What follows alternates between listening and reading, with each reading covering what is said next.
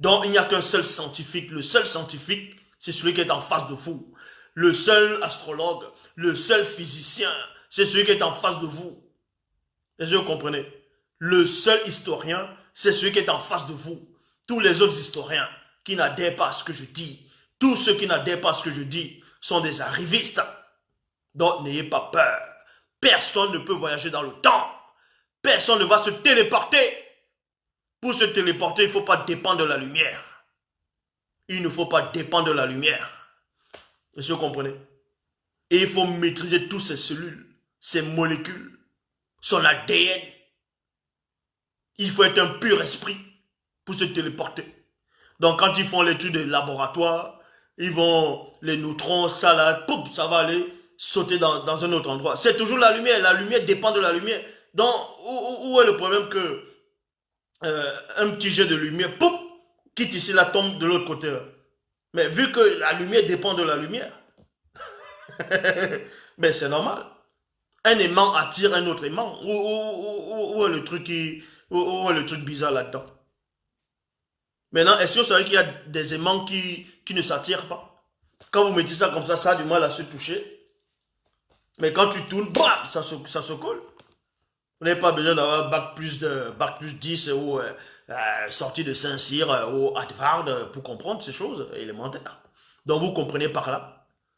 Les films de science-fiction, les Superman, tout ça, c'est du n'importe quoi. Les voyages dans le temps, le continuum espace-temps, la théorie des codes, tout ça, c'est du n'importe quoi. Le Big Bang, le Big Crash, tout ça, c'est du n'importe quoi. Le seul enseignant est en face de vous.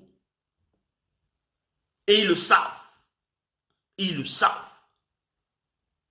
Ils le savent. N'ayez pas peur. Ils ne vont pas découvrir une machine qui remonte le temps.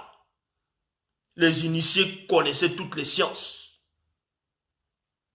On maîtrisait toutes les sciences. Ils veulent découvrir les formules pour que l'homme ne meure pas. Mais l'homme va toujours mourir.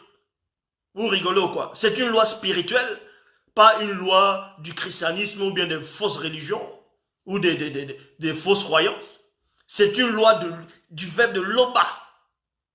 Ils ne vont pas découvrir des médicaments qui vont faire en sorte que l'homme ait la vie éternelle sur terre. Ça n'existe pas. Parce qu'il y a une loi. Tu ne peux pas aller au-delà de cette loi-là. Si tu ne veux pas mourir, mais ne dors plus. Essaie de ne plus dormir alors. Et là, on verra que tu ne pourras pas aussi mourir.